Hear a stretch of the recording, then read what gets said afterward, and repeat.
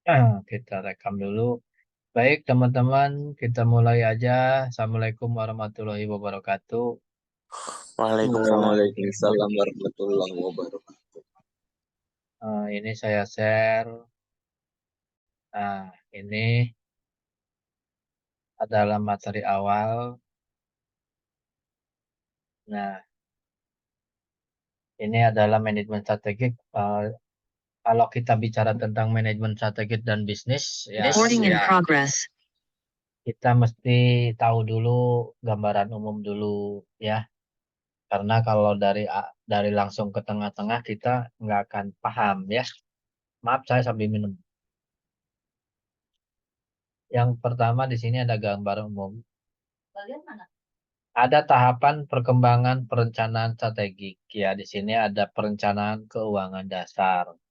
Wah, sebetulnya ini udah yang kedua ya, Bu. Salah saya. Bentar, sebentar, sorry. Sorry. Saya dulu materi yang mana ya?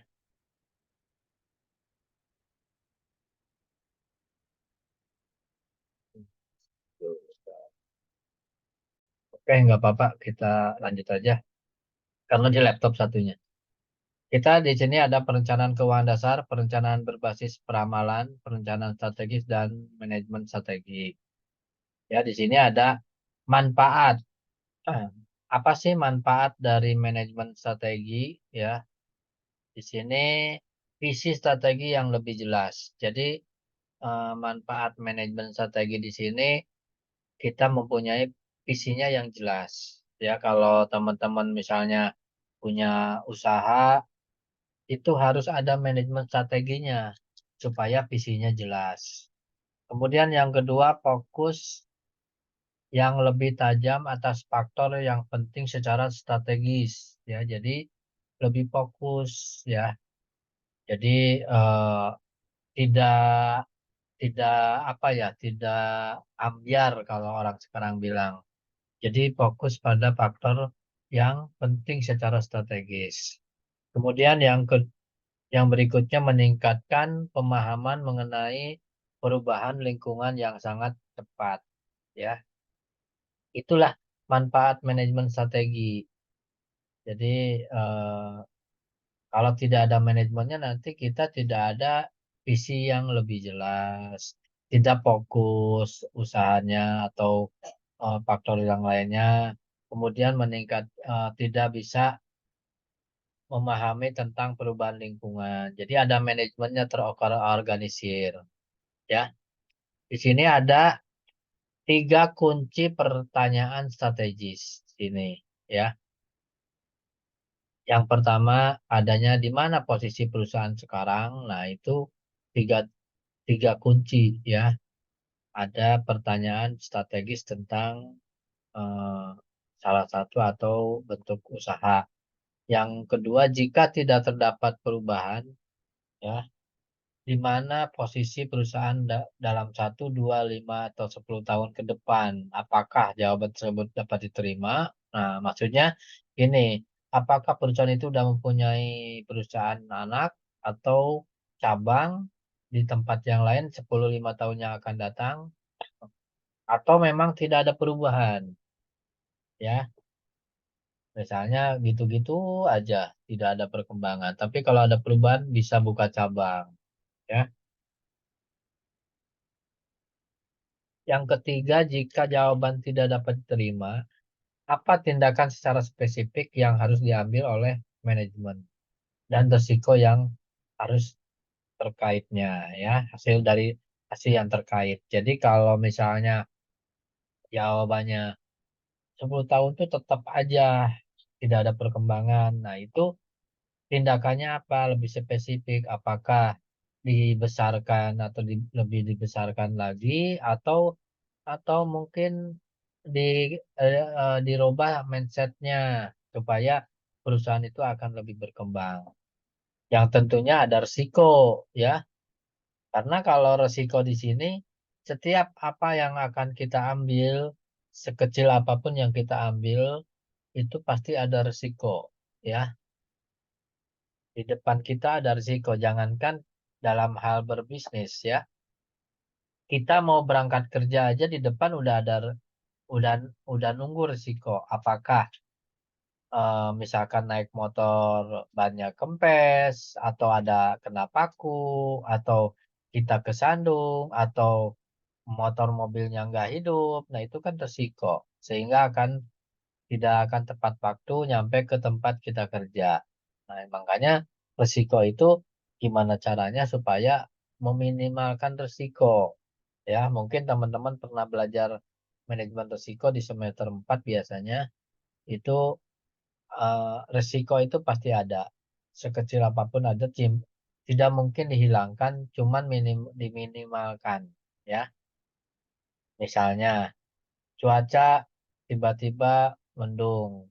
Biar minimal risiko, ya sedia payung lah daripada nanti kehujanan. Atau mungkin biasanya naik motor, ya bawa jas hujan lah supaya tidak kena hujan. Nah, itu meminimalkan risiko namanya ya.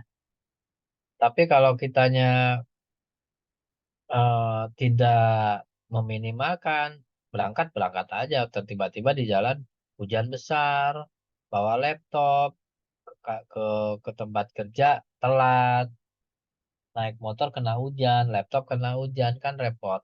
Tapi kalau kita udah bisa memprediksi, misalnya udah ada tanda-tanda mau hujan, ya kita siap-siap lah. Apa itu plastik buat laptop, atau jas hujan buat kita supaya tidak kehujanan, tidak basah maksudnya, ya itu adalah meminimalkan resiko.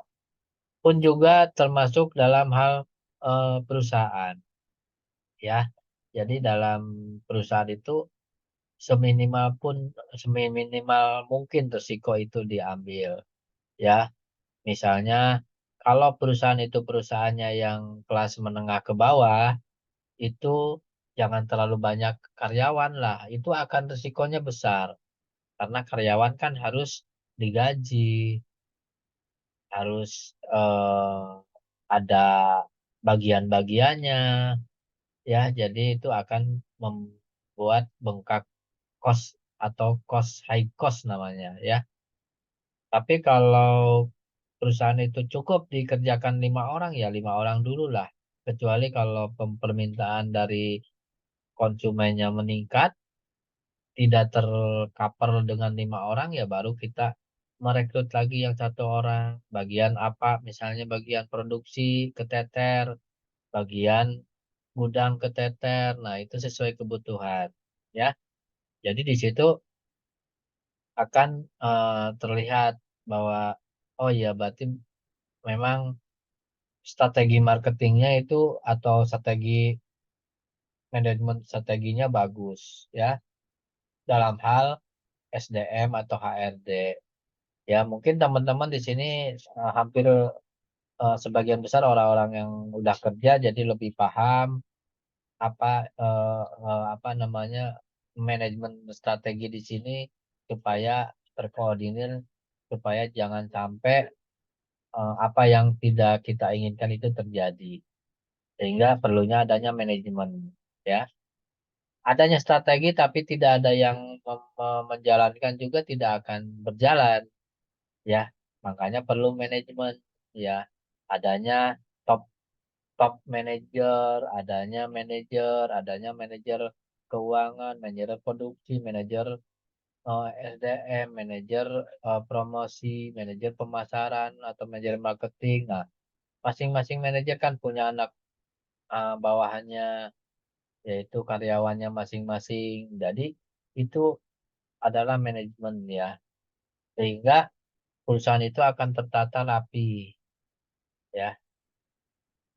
Kemudian di sini learning organization, sebuah organisasi yang memiliki keahlian dan kompetensi dalam menciptakan, memperoleh, mentransfer pengetahuan, dan memodifikasi perilakunya agar mencerminkan pengetahuan baru.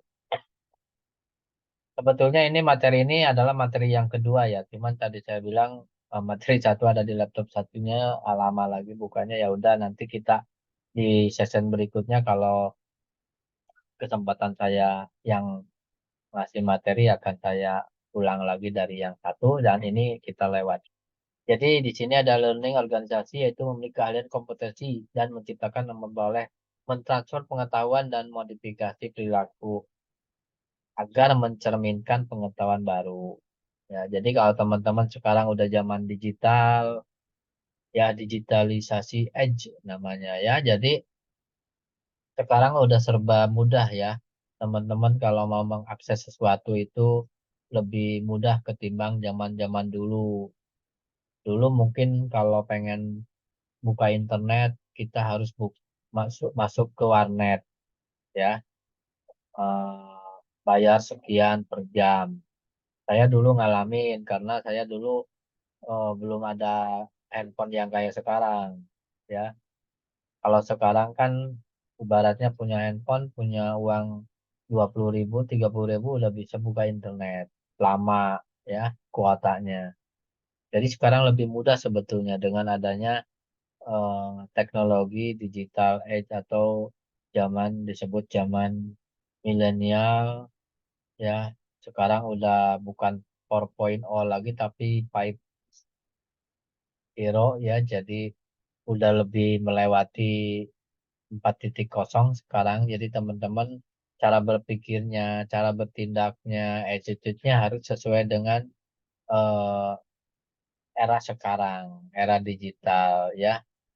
Jadi kalau bertindak, berlaku atau eh, di media itu harus santun ya. Jangan sampai menimbulkan hal-hal yang tidak baik. Akan merugikan diri kita sendiri.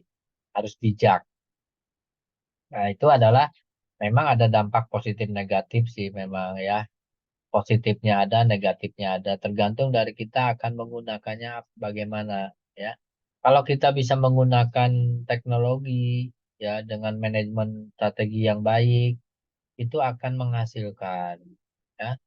Tapi kalau kita tidak bisa menggunakan teknologi atau tidak adanya manajemen strategi yang baik, sehingga akan merugikan diri kita bahkan akan menjerumuskan ya. Mungkin teman-teman banyak lihat berita-berita yang hoax atau berita yang eh, menaburkan kebencian atau eh, ya bikin huru-hara sehingga akan merugikan ya.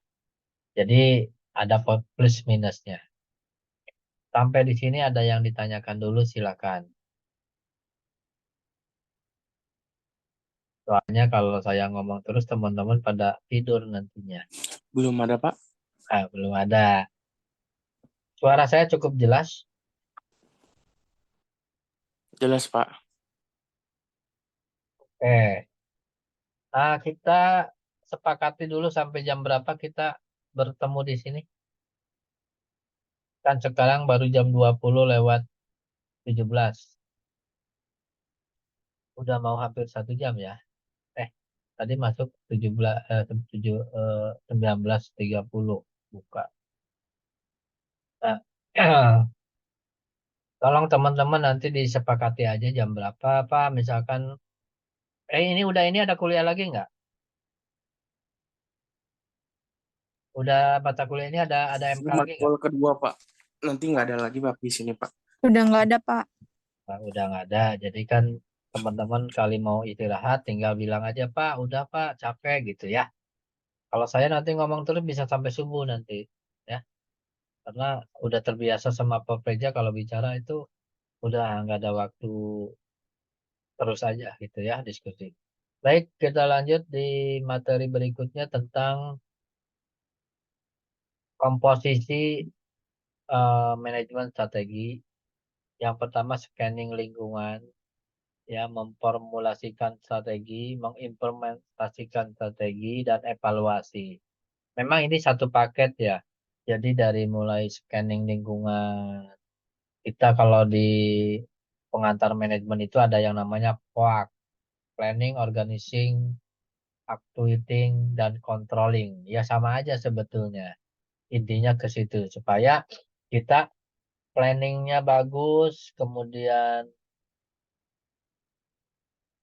organisasinya bagus, pelaksanaannya bagus, implementasinya, kemudian evaluasi pengendaliannya ada, maka itu akan menjadi hal yang terbaik, hasilnya bagus, ya. Tapi kalau rencananya bagus, ternyata organisasinya berantakan, insya Allah akan gagal. Begitu juga kalau organisasinya bagus, scanningnya bagus, tapi implementasinya nggak ada, ya hanya ngomong doang, ya. Kayak misalkan kalau kita boleh kritik, kayak politikus kita, wah kalau saya jadi anggota dewan saya akan begini, begini, begini. Nah itu kan harus diimplementasikan supaya masyarakat percaya. Karena yang duduk di sana itu adalah wakil rakyat, mewakili kita, ya. Nah, termasuk teman-teman yang kerja di bagian yang melayani publik harus betul-betul sesuai dengan SOP-nya yang ada, ya. Jangan sampai kita lagi melayani sambil kita, maaf, sambil merokok, walaupun kita perokok, tapi ada waktunya, ya. Ada waktunya kapan kita istirahat, ada waktunya kapan kita kerja, sehingga terselesaikan, apalagi yang berkaitan dengan publik, dengan lingkungan, dengan masyarakat, pengayom masyarakat, ya. Makanya yang namanya public figure itu akan lebih rentan dengan isu karena langsung berkaitan dengan masyarakat publik luar. Ya, kalau teman-teman kerja misalkan bagian contoh mungkin ada atau nggak ada ya, teman-teman teman saya misalkan ada yang kerja di Indomaret itu kan bagian pelayanan publik. Jadi harus service quality-nya harus ditingkatkan, ya. Manajemen service quality-nya harus bagus. Makanya suka dikasih semboyan sapa, senyum, tegur. Nah itu. Jadi harus betul-betul ramah supaya apa? Supaya konsumen atau pelanggan itu bisa balik lagi dan mau beli di situ. Tujuannya itu kan. Tapi kalau kitanya service quality-nya nggak bagus, pasti yang namanya ke pelanggan cukup sekali ke situ. Setelah itu ke pesaing yang lain. Ya, apalagi kita jualan.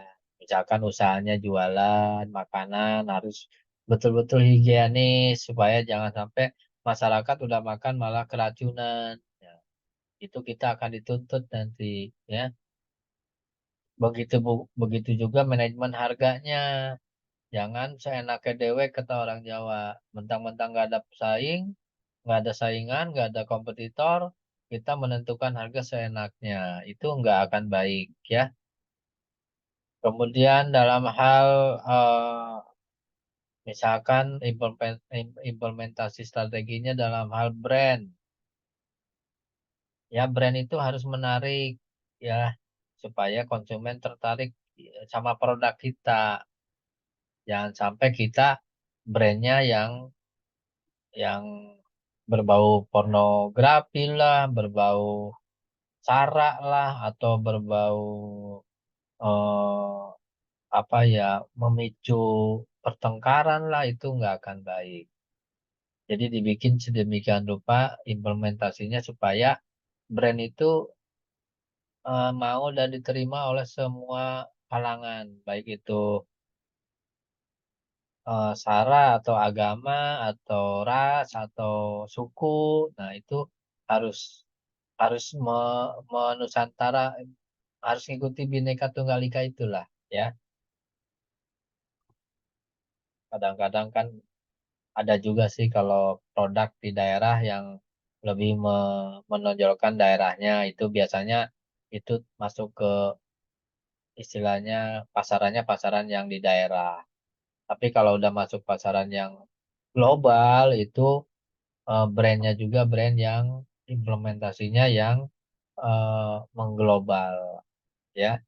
Bisa diterima sama golongan, semua golongan. Nah, kemudian ada dievaluasi, ya.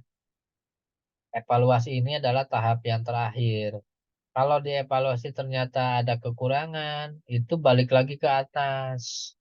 Ya, jadi jangan sampai setelah ada evaluasi, ternyata manajemennya nggak bagus.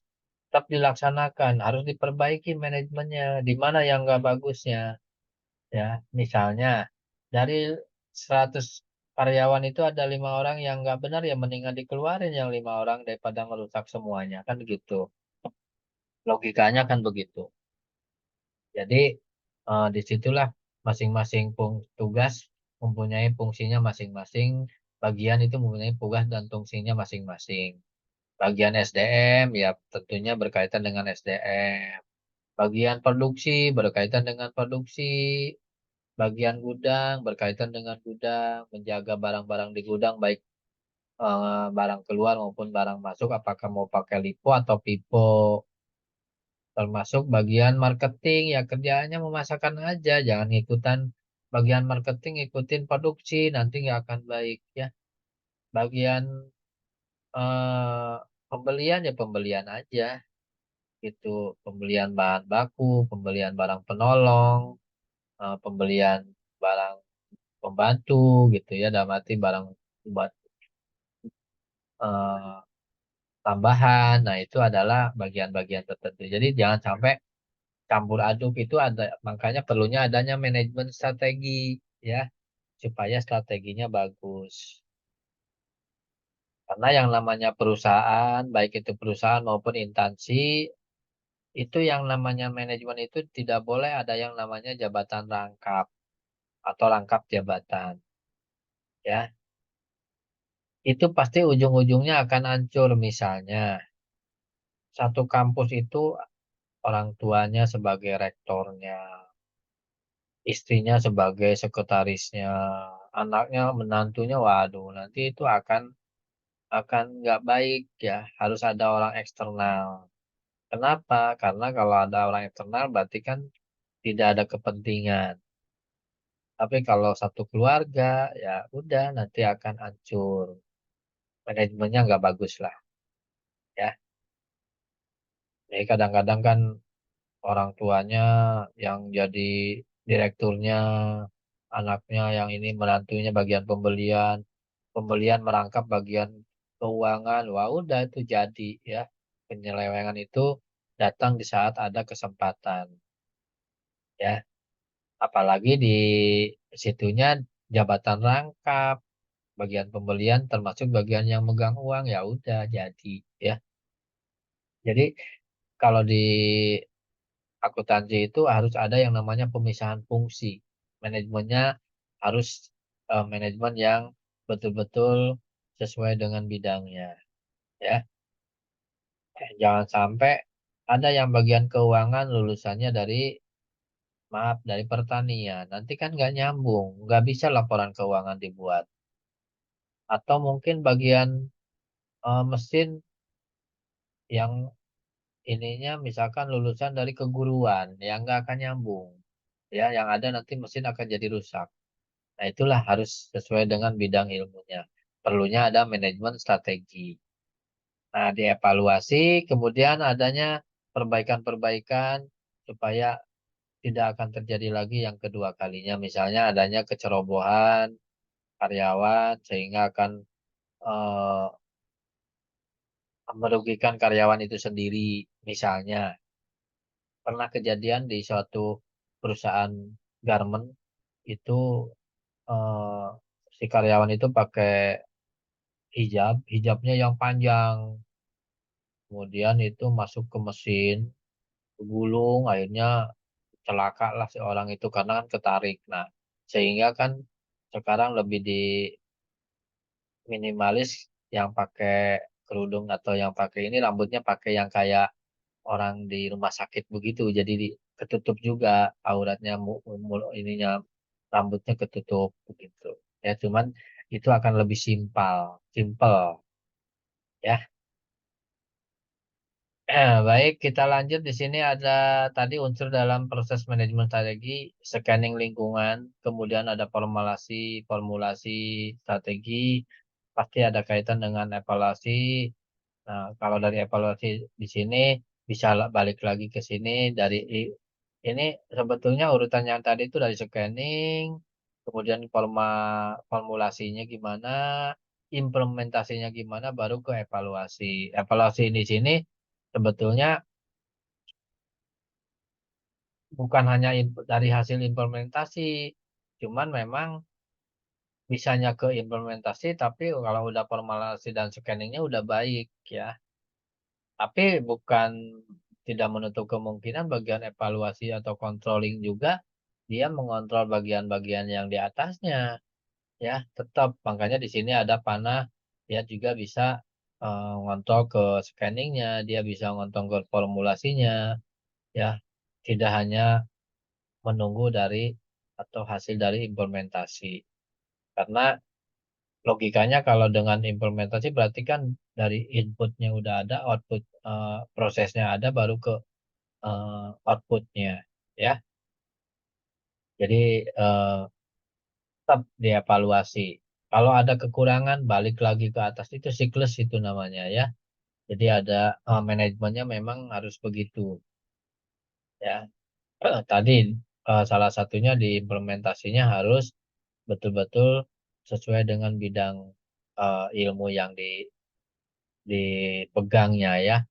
Jangan sampai tadi salah salah masuk salah masuk eh, bukan salah masuk ya, salah megang jabatan ya. Ya karena dia anaknya yang punya, sehingga walaupun lulusannya lulusan sarjana agama Islam, dia suruh bagi bagian pembelian, purchases, ya dan ini nggak nyambung ya. Dia nggak ngerti bikin laporan keuangannya gimana gitu ya. Memang bisa dipelajari tapi kan lama. Nah itulah makanya kekurangan kalau manajemennya manajemen yang keluarga itu kadang-kadang bidang ilmu itu tidak diperhatikan ya.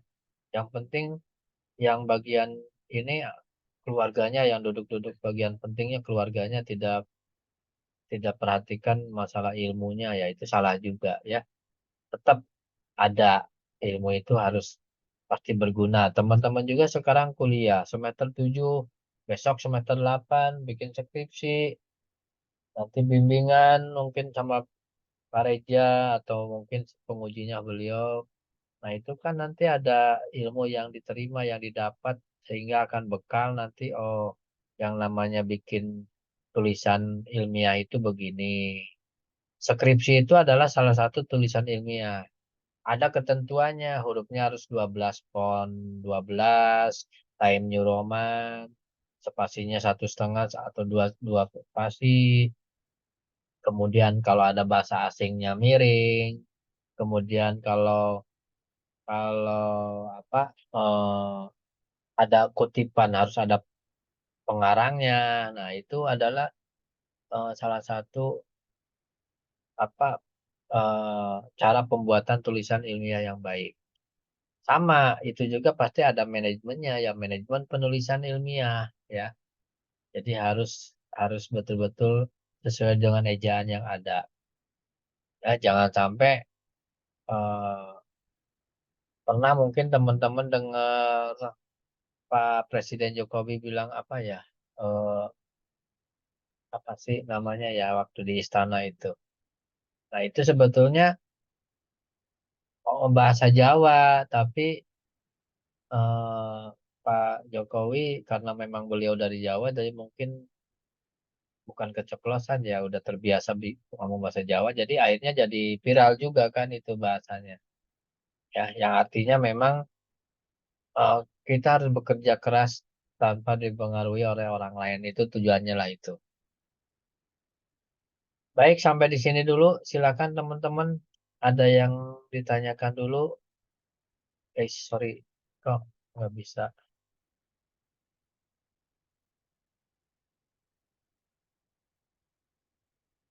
Silakan kalau ada yang ditanyakan. Ini ada yang baru masuk. Sorry, ini nggak ke admit si Ahmad. Ahmad. Nah, ini peserta udah 28 orang.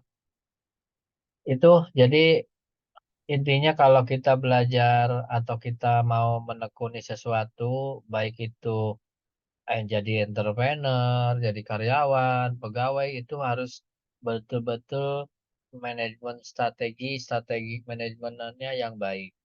Ya, memanage diri kita yang baik, memanage diri kita supaya yang kita tidak harapkan tidak terjadi. Ya, misalnya kita ceroboh dalam bikin laporan keuangan sehingga merugikan perusahaan sekian ratus juta misalnya. Nah, itu adalah salah satu kecerobohan. Makanya gunanya target sasaran manajemen strategi di sini supaya teman-teman terbiasa dengan memanage diri sendiri. Ya, setelah itu baru ke memanage eksternalnya. Ya, oke, di sini udah 8:30. Saya kasih waktu 5 menit lagi aja karena udah teman-teman juga mungkin udah capek mau istirahat, pulang kerja, atau mungkin ada yang masih kerja. Silakan ada yang ditanyakan sebelum kita akhiri pertemuan pertama. Monggo silakan ditanyakan. Kalau sama saya selalu diskusi, jadi tidak hanya satu arah tapi ada dua arah.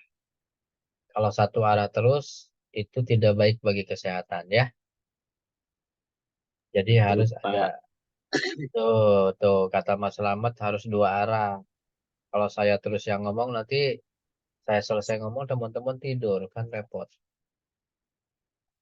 Silakan.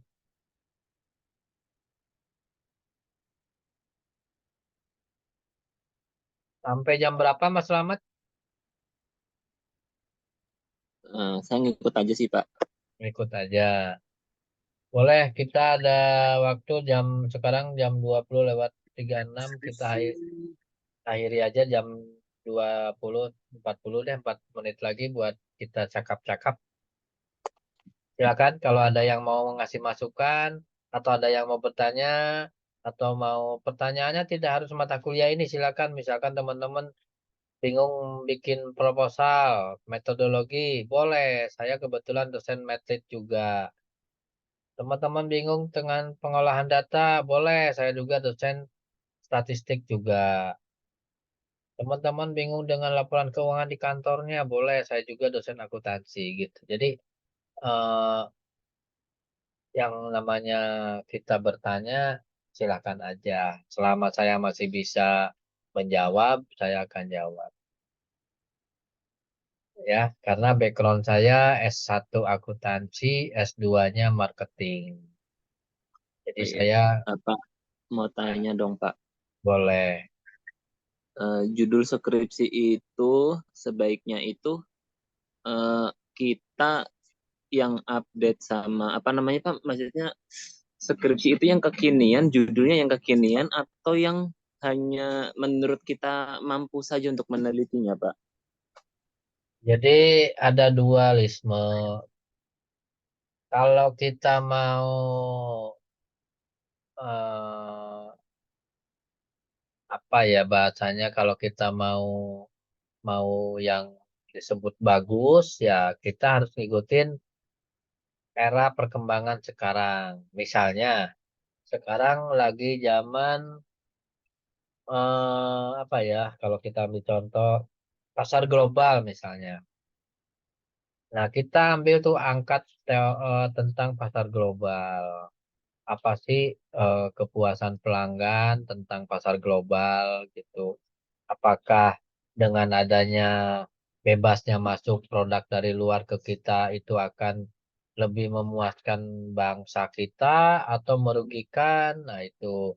Tapi kalau kita pengen yang tadi bilang sesuai dengan keinginan kita tidak ngikutin perkembangan zaman boleh-boleh juga. Cuma yang jelas gini, sebetulnya yang namanya bikin skripsi itu bukan judul dulu yang dicari, ya. Kenapa saya bilang begitu? Saya kan orang medlit, orang metodologi. Jadi orang kita itu terbalik sebetulnya orang Indonesia itu. Kalau yang namanya bikin skripsi atau laporan atau karya ilmiah lah bahasanya kalau skripsi itu kalau karya ilmiah. Itu sebelum judul itu harus tentukan dulu masalahnya apa. Ya, kita di lingkungan kerja kita masalah apa nih? Lihat, oh ternyata layoutnya nggak bagus, sarana parkir kurang bagus. Nah, bikin tuh identifikasi masalah di list. Setelah ada identifikasi masalah, lebih mengerucut, jadikanlah eh, masalah, ya. Nah, jadikan masalah, baru kita ambil judul. Oh, judulnya tentang kepuasan karyawan terhadap layout di kantornya, di tempat kerjanya, nah, itu. Tapi ya, memang udah udah apa ya, udah umumnya di kita ini judul dulu, baru dicari masalah. Ya nggak masalah ya, ya sudah terlanjur begitu gitu ya. Jadi boleh kita angkat masa-masa kekinian dan boleh kita angkat sesuai dengan apa yang kita mampu. Misalnya, kita eh, mampu nih tentang ngitung tentang ini apa BOP, break open point misalkan. Ambil tuh kita angkat tuh tentang judulnya misalkan pengaruh BEP terhadap kepuasan karyawan atau kepuasan pekerja pada PT X misalnya. Nah, itu kan kita udah mengukur, oh kita mampu di bagian akuntansi biaya ini. Ya boleh aja, bebas. Jadi eh, kalau masalah nilai dia bagus enggaknya tergantung nanti pas sidang itu dia bisa nggak mempertahankan teori atau mempertahankan artikel yang dia buat. Baru nilainya besar. Jadi yang mengukur nilai besar enggaknya bukan bukan dari kekinian lah atau jadul lah, bukan. Di saat kita bisa mempertahankan itu karya ilmiah, diuji sama beberapa profesor di depan kita, dan kita bisa mempertahankannya, bisa eh, mengasih ilustrasinya sesuai dengan yang kita tulis, alasannya apa, kronologisnya gimana, itu akan nilainya akan bagus. Ya, jadi jawaban dari Mas Slamet, silakan aja mau yang kekinian, misalkan sekarang yang lagi in, kita angkat boleh, tidak yang kekinian juga, tapi kita sesuai dengan kemampuan kita boleh juga, ya. Yang jelas, skripsi itu harus 3 variabel sekarang. Variabel X, variabel Y, variabel X2. Atau X1, X2, dan Y. Ya. Cuman kalau boleh saya ngasih masukan, lebih enak, karena saya orang akuntansi, orang hitungan, lebih enak sebetulnya skripsi itu yang berbentuk eh, nominal atau kuantitatif. Kuantitatif itu adalah hitungan. Kalau kualitatif adalah paparan, ya. Kenapa saya menentukan kuantitatif? Karena kalau hitungan itu udah pasti hasilnya begitu, 3 ditambah 3 ya 6 udah pasti. Jadi penguji juga nggak akan apa istilahnya menyangkal, karena memang hasil dari rumus koefisien korelasi, misalnya judulnya pengaruh layout sarana atau pengaruh sarana parkir terhadap kepuasan pekerja misalnya, ya. Nah, itu teman-teman bisa teliti tuh dengan banyak, nanti hipotesisnya dengan adanya sarana parkir yang bagus, yang besar, sehingga karyawan akan puas karena tidak terlalu sempit, jadi lebih mudah menyimpan kendaraan, bisa jadi. Atau mungkin kalau sarana parkirnya luas, lebih leluasa, jadi kita tidak, kendaraan kita tidak akan lecet kena kendaraan lain, misalnya. Boleh. Nah, nanti hipotesisnya atau hasilnya, jadi ternyata menurut statistik hasilnya bahwa pengaruhnya itu adalah pengaruhnya terhadap karyawan, kepuasan karyawan itu adalah besar atau signifikan. Nah, itu udah pasti. Itu pakai rumus. Signifikan ditunjukkan dengan eh, korelasinya, pengaruhnya yaitu sekian persen atau mendekati 1 atau kuat. Kalau 0,5 dengan 0,8 itu lebih kuat 0,8 karena dia mendekati 1. Tapi kalau udah 1,5 itu udah turun lagi. Jadi kalau skripsi itu kalau hasil statistiknya misalnya di atas 0,6 atau semakin mendekati 1, itu pengaruhnya akan semakin kuat atau yang dibilang bahasa statistiknya itu lebih sangat signifikan begitu ya. Jadi eh, mungkin teman-teman udah dapat metodologi ya Mas Slamet? Belum? Ya beberapa sih sudah ngumpulin ini Pak, mulai ngambil-ngambil judul yang kira-kira masuk seperti itu sih Pak. Mata kuliah metodenya sudah biasanya. Metrik ya Pak. Metodologi Kayaknya penelitian. Oh, itu oh semester itu lalu udah, Pak. sudah Pak. Semester 2 apa 3 gitu ya Pak. Ya, itu makanya salahnya di kurikulum kita itu kenapa metrik ditempatkan di semester 2 atau 1. Harusnya kan biar mendekati ke skripsi itu biar kita pas bikin skripsi atau tugas akhir atau tesis kalau S2 itu jadi masih sesuai dengan metrik yang ada sebetulnya. Makanya ditempatkannya bagusnya di semester 6 atau 7 ya, jadi atau 5 maksimal lah. Jadi kita belum lupa untuk menggunakan metodologi yang ada itu. Pak, maaf Pak. Jika Ya, nilai error itu masih besar, apakah kita juga perlu melakukan sebar kuesioner ulang, Pak? kalau kita mau mau sesuai apa adanya ya tidak tidak usah, tetap aja kita sesuai dengan hasil dari kuesioner yang kita dapat, kita olah ya segitu. Tapi kadang-kadang orang kita ya, orang kita kadang-kadang kalau misalkan hasil pengolahannya di bawah 0,5 itu kayaknya skripsinya gagal misalnya diulang lagi supaya jadi 0,8 ya. Itu direkayasa namanya. Sebetulnya kalau penelitian yang betul ya apa adanya gitu. Cuman rata-rata kalau kita ngambil standar error ya biasanya 0,5 sih nggak besar ya.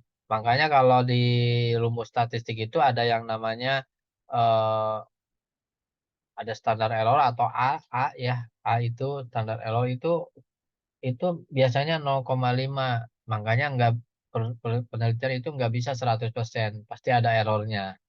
Errornya 5% misalnya. Itu perlunya buat itu supaya menjaga kalau misalnya penelitian itu tidak belum signifikan karena ada errornya gitu. Tapi ya apa yang tadi Mas Slamet bicarakan kalau misalkan errornya masih besar apa harus diulangi ya sebetulnya tinggal tergantung tujuan kitanya. Kalau tujuan kitanya mau berarti kan kalau jadi kalau kitanya masih belum percaya sama si kuesioner itu boleh diulangi.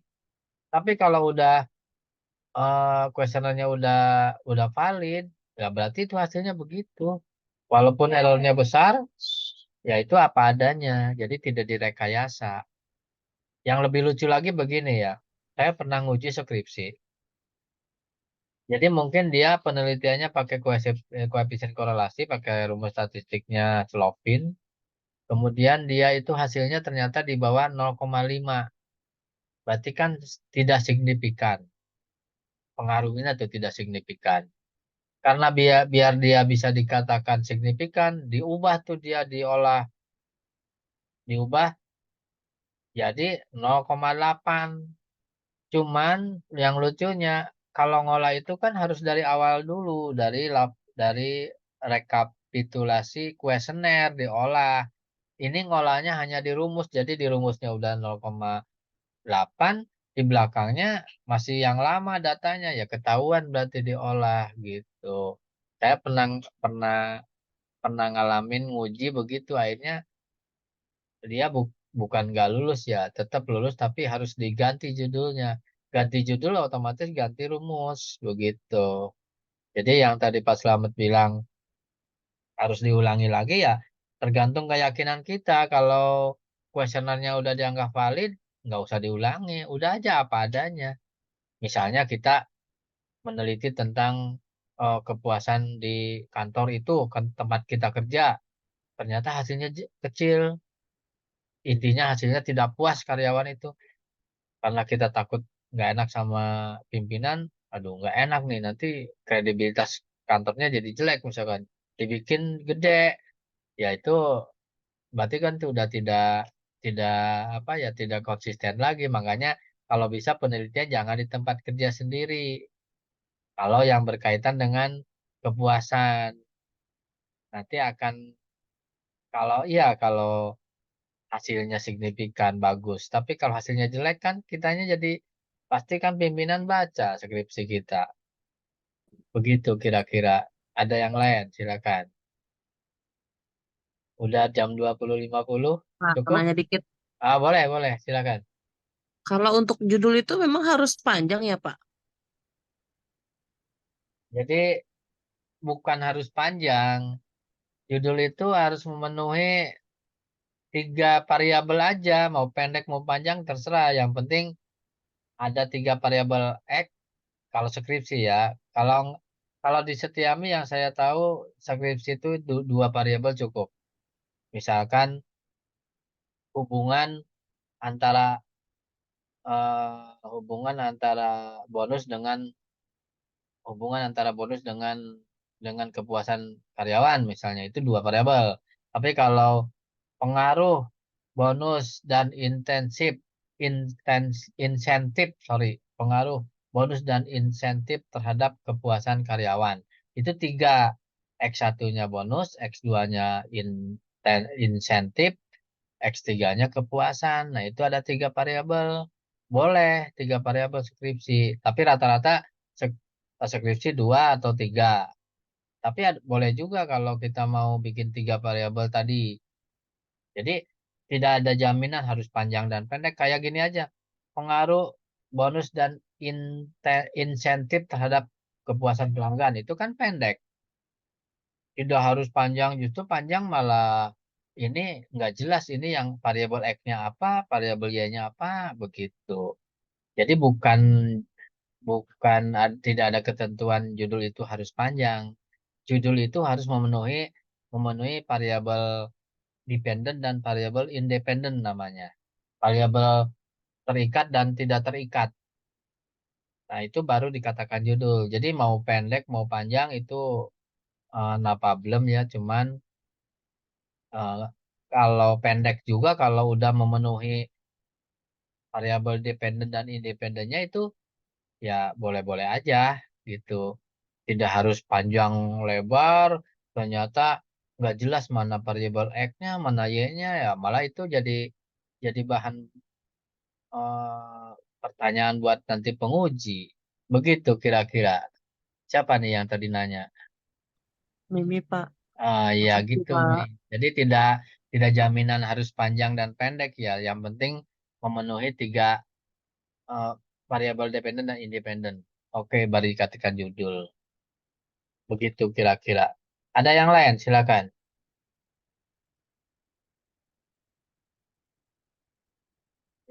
Oke, mungkin tidak ada. eh Sorry tadi udah lewat berapa menit yang yang saya tadi sebutkan, tapi tidak masalah. Yang jelas teman-teman terima kasih udah join di mata kuliah ini. Mudah-mudahan nanti minggu depan lebih banyak lagi karena yang saya tahu katanya ada 50 orang, ternyata di sini hanya maksimal 28, masih ada 22 orang yang masih belum join. Tolong sampaikan ke teman-teman yang nggak join, kasih tahu grupnya supaya nanti di minggu depan itu apakah fisikal atau daring atau luring nanti lihat di SSO yang jelas diusahakan untuk join. Itu mungkin sementara dari saya materinya, teman-teman. Kalau ada yang tanyakan silakan. Kalau tidak ada, tinggal ditutup sama doa penutup. Silakan buat ketua kelasnya.